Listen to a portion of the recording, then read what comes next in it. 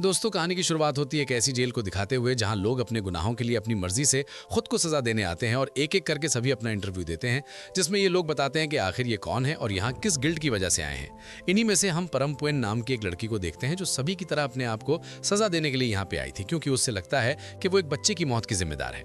जब परमपुएन अपना इंटरव्यू देती है तब हमें पता चलता है कि ये एक स्कल्पचर आर्टिस्ट है जिसने जानवरों के खूंखार रूप पर एक पूरा शो ऑर्गेनाइज किया था और इसने बहुत सारे जानवरों की मूर्तियां भी बनाई थी जो देखने में बहुत ही ज्यादा डरावनी और खतरनाक थी। परमपुएन ने अपने बॉयफ्रेंड को भी इन्हें देखने के लिए बुलाया था और जब वो घर आ जाता है तब परमपुएन उसके साथ बातों में इतनी बिजी हो जाती है कि इसे पता ही नहीं चलता कि इसका बेटा खेलते खेलते इन मूर्तियों के पास पहुंच गया है और अचानक वो एक स्कल्पचर से इतनी बुरी तरह से टकरा जाता है कि उसके साथ उसकी मौत हो जाती है, जो एक मैथमेटिशियन है और मैथ्स के सवालों को सॉल्व करने में लगा रहता है। हालांकि उसके इसी जुनून की वजह से उसने अपनी फैमिली और जॉब तक को खो दिया है। इतना ही नहीं, कुछ साल पहले जमीचिन के दिमाग में एक नई इक्वेशन आई थी जिसे सॉल्व करने में उसने कई साल बर्बाद कर दिए, लेकिन फिर भी वो आज तक उसे हल नहीं कर पाया है। इसलिए अब वो परमपुएन को इस इक्वेशन को सॉल्व करने के लिए कहता है जिसमें बताना था कि -1 का अंडर रूट क्या होगा। परमपुएन भी इसे हल नहीं कर पाती है और जमीचिन से कहती है कि ये करना नामुमकिन है, जिसे सुनकर उसे बहुत बुरा लगता है और वो परमपुएन को बताता है कि वो इसी नामुमकिन कोशिश की वजह से यहाँ पे आया है, क्योंकि जमीचिन अपने आप को एक लूजर समझता है जो सालों से एक इक्वेशन को हल नहीं कर पा रहा है।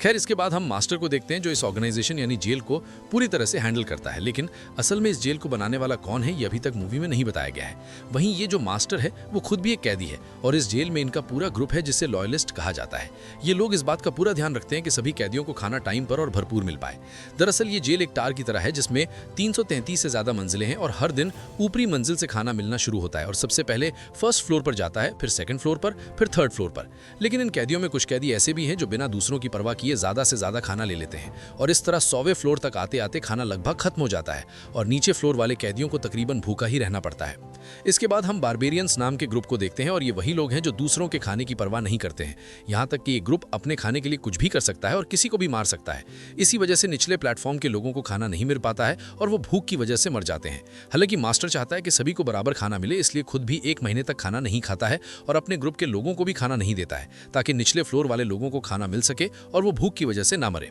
लेकिन जब कोई लॉयलिस्ट इनके रूल्स को फॉलो नहीं करता तो ये या तो उसे मार देते हैं या फिर उसे बहुत बुरी सजा देते हैं। यहाँ हमें ये भी पता चलता है कि जितने भी कैदी इस जेल में सजा काटने आए हैं उनसे पहले ही पूछ लिया गया था कि उनका फेवरेट फूड क्या है, क्योंकि जब तक वो यहाँ रहने वाले हैं तब तक उन्हें बस यही फूड दिया जाएगा। हालांकि अगर वो चाहें तो किसी रूममेट से अपना खाना एक्सचेंज कर सकते हैं, लेकिन वो भी तब जब ऊपरी मंजिल वाले उनके लिए खाना छोड़ते हैं। यहाँ तक कि बारबेरियंस इन लोगों पर नजर भी बनाए रखते हैं और अगर किसी ने इनके रूल्स को ब्रेक किया या इनके सामने किसी और का खाना खा लिया तो ये सजा के तौर पर या तो उस शख्स का हाथ काट देते हैं या फिर उसे मार देते हैं। वहीं अगर कोई इस मंजिल में मर जाए तो उसका खाना किसी दूसरे इंसान को देने की इजाजत नहीं थी, बल्कि उस खाने को वेस्ट कर दिया जाता था। वहीं परमपुएन का प्लेटफॉर्म 24 नंबर का था तो इसलिए उस तक काफी सारा खाना पहुंच जाता है, पर रूल्स के मुताबिक हर महीने ये जेल रीसेट होती है जिसमें ऊपरी मंजिल के लोग नीचे आ जाते हैं और नीचे प्लेटफॉर्म के लोग ऊपर पहुंच जाते हैं। लेकिन इस बार परमपुएन को 174वीं मंजिल का प्लेटफॉर्म मिलता है, जिस वजह से उसके पास खाना बहुत ही कम पहुंच पाता है और इस पर भी मास्टर इन सभी लोगों से थोड़ा खाना छोड़ने के लिए कहता है ताकि नीचे फ्लोर वाले लोगों को खाना मिल सके। हालांकि कुछ कैदी इस रूल को मानने से इनकार कर देते हैं और अपना खाना शेयर करने से मना कर देते हैं, लेकिन मास्टर इन्हें समझाते हुए कहते हैं कि हो सकता है कि अगली बार तुम लोगों को सबसे नीचे का फ्लोर मिल जाए और अगर किसी ने तुम्हारी मदद नहीं की तो तुम भूख से मर सकते हो। उनकी ये बात सभी लॉयलिस्ट को समझ आ जाती है, लेकिन बारबेरियंस को इस बात से कोई फर्क नहीं पड़ता। वो लगातार दूसरों का खाना छीन कर खाते रहते हैं, जिस वजह से कई लॉयलिस्ट की दी गई कुर्बानियां भी बेकार हो जाती हैं। इसके बाद हम देखते हैं कि अब एक बार फिर से शिफ्टिंग का टाइम आ गया है और जेल में सभी लोग के प्लेटफॉर्म बदल दिए गए हैं। परमपुएन और जमीचिन को इस बार 180वां प्लेटफॉर्म मिलता है, जिस वजह से वो काफी परेशान होते हैं, क्योंकि यहाँ खाने के नाम पर अगर उन्हें प्लेट चाटने को भी मिल जाए तो वो भी बहुत बड़ी बात थी और होता भी ऐसा ही है। भूखे रहते रहते इन दोनों को करीब 20 दिन गुजर जाते हैं और अभी शिफ्टिंग होने में 10 दिन और बाकी थे। लेकिन इस शिफ्टिंग पर भी ये लोग भरोसा नहीं कर सकते थे, क्योंकि हो सकता है कि अपर प्लेटफॉर्म के बजाय ये दोनों और ज्यादा नीचे प्लेटफॉर्म पर पहुंच जाएं। यही सोचकर परमपुएन काफी परेशान होती है कि तभी जमीचिन की तबीयत भूख की वजह से खराब हो जाती है और दिन पर दिन बिगड़ती चली जाती है, क्योंकि उससे अब ये सब बर्दाश्त नहीं हो रहा था। इसलिए वो अपनी जिंदगी को खत्म करने का फैसला करता है और अपने आप को आग लगा लेता है, जिस वजह से उसका शरीर जलने लगता है और उसके टुकड़े जब निचले फ्लोर पर पहुंचते हैं तब वहां मौजूद कैदी जो कई दिन से भूखे थे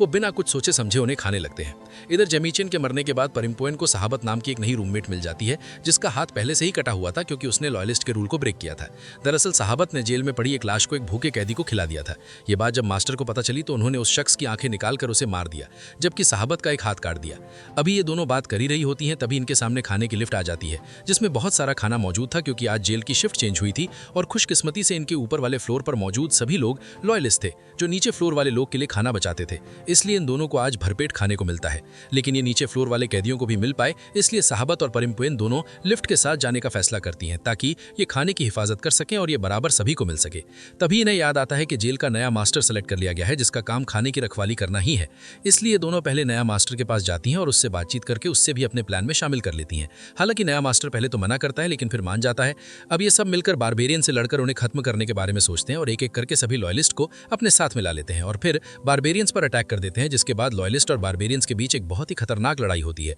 जिसमें बारबेरियंस हार जाते हैं क्योंकि उनकी तादाद कम थी। वहीं जो लोग निचले फ्लोर पर रहकर आ चुके थे उन्हें पता था कि वहां भूख की वजह से क्या हालत होती है, वो भी परिम्पोइन के साथ मिल जाते हैं और इस तरह बारबेरियंस का काम तमाम कर देते हैं। लेकिन इस लड़ाई की वजह से परिम्पोइन और उसकी साथी सहाबत यहीं निचले फ्लोर पर फंस जाती हैं और अपने 51वें फ्लोर पर नहीं पहुंच पाती हैं, जिसके बाद सहाबत परिम्पोइन से कहती है कि यहाँ से निकलने का एक रास्ता है। जब प्लेटफॉर्म की शिफ्टिंग होती है तब एक लिक्विड पिलाया जाता है जिससे सभी लोग सो जाते हैं और अगर कोई इस लिक्विड की वजह से ना सोए तो वो यहाँ से निकलने में कामयाब हो सकता है। इसलिए दोनों अब शिफ्टिंग के वक्त का इंतजार करने लगते हैं, लेकिन उससे पहले लॉयलिस्ट इन्हें सजा देने का फैसला करते हैं क्योंकि इन्होंने उनके रूल्स को ब्रेक किया था और अपना प्लेटफॉर्म भी छोड़ दिया था। अब क्योंकि परिम्पोइन की साथी ने दूसरी बार रूल तोड़ा था तो इसलिए उसे सजा के तौर पर जान से मार दिया जाता है। वहीं परिम्पोइन को बुरी तरह से बांधकर उसका एक हाथ काट दिया जाता है। इसके बाद लॉयलिस्ट सहाबत की बॉडी को खाने के लिफ्ट से बांधकर निचले फ्लोर पर भेज देते हैं जहां के लोगों ने काफी टाइम से खाना नहीं खाया था। वो उसकी बॉडी को देखते ही उसे नोच नोच कर खा जाते हैं। इधर परिम्पोइन सहाबत की डेथ की वजह से काफी दुखी होती है और इस बार शिफ्टिंग में परिम्पोइन को 72वां प्लेटफॉर्म मिलता है जिसमें उसका रूममेट एक बूढ़ा आदमी होता है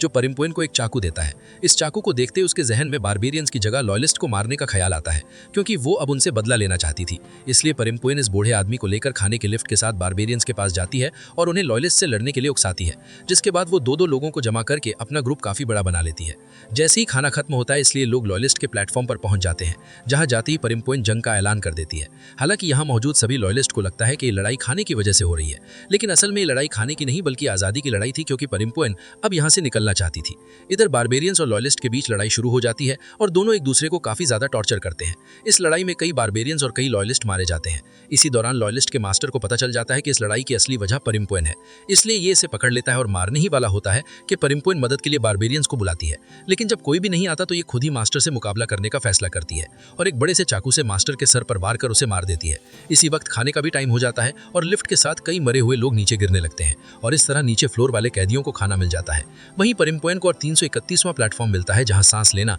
और जिंदा रहना काफी मुश्किल था क्योंकि यहाँ लाशों का ढेर लगा हुआ था। यहीं परिम्पोइन का बच्चा मिलता है जिसके सर से खून बह रहा था। वो इस बच्चे को लेकर लिफ्ट के जरिए ऊपर प्लेटफॉर्म पर जाना चाहती थी, लेकिन अभी लिफ्ट को 2 फ्लोर नीचे जाना था। लिफ्ट जैसे ही आखिरी फ्लोर पर पहुंचती है, यहाँ के लोग जो कई महीनों से भूखे थे उन्हें परिम्पोइन के खून की स्मेल आ जाती है और वो वक्त दूर नहीं था जब ये इनका शिकार बनने वाली थी। और इसी के साथ ये मूवी खत्म हो जाती है।